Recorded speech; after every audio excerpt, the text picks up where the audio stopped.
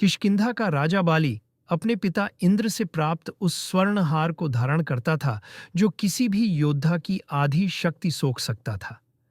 अपनी विशाल गदा और अद्भुत बल के कारण वह जहां भी जाता वहां भय और हाहाकार मच जाता। रावण जैसे राक्षस भी उसके नाम से कांप उठते थे। इस विजय के अहंकार में डूबा बाली स्वयं को अजेय मानने लगा।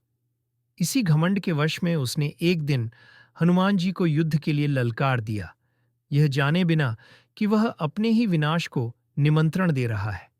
हनुमान जी उस समय आर्षि के श्राप के कारण अपनी वास्तविक शक्ति भूल चुके थे और सुग्रीव के मंत्री के रूप में तपस्या में लीन रहते थे।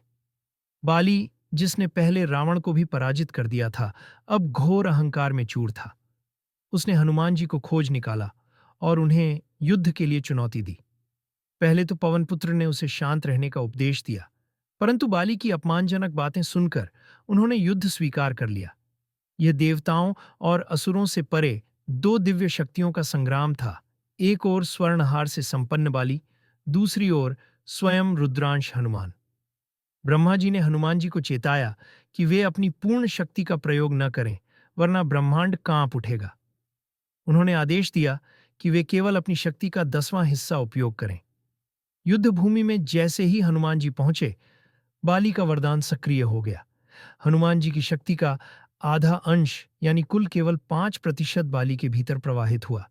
पहले तो बलि को लगा कि वह अपार शक्ति पा रहा है, पर शीघ्र ही उसका शरीर उस ऊर्जा को सहन न कर सका। उसकी नसें फटने लगीं और आंखों, नाक, मुंह से रक्त बहने लगा।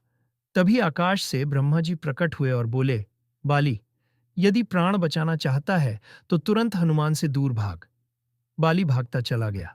तब जाकर उसका शरीर शांत हुआ। ब्रह्मा जी ने समझाया, यह तो केवल हनुमान की कुल शक्ति का 10वां भाग था और उसमें से भी आधा तेरे भीतर गया। सोचो, यदि वह संपूर्ण शक्ति लेकर आता तो तू एक क्षण में भस्म हो जाता। यह सुनकर बाली का अहंकार चूर चूर हो गया। वह हनुमान जी के चरणों में गिर पड़ा और क्षमा मांगने लगा।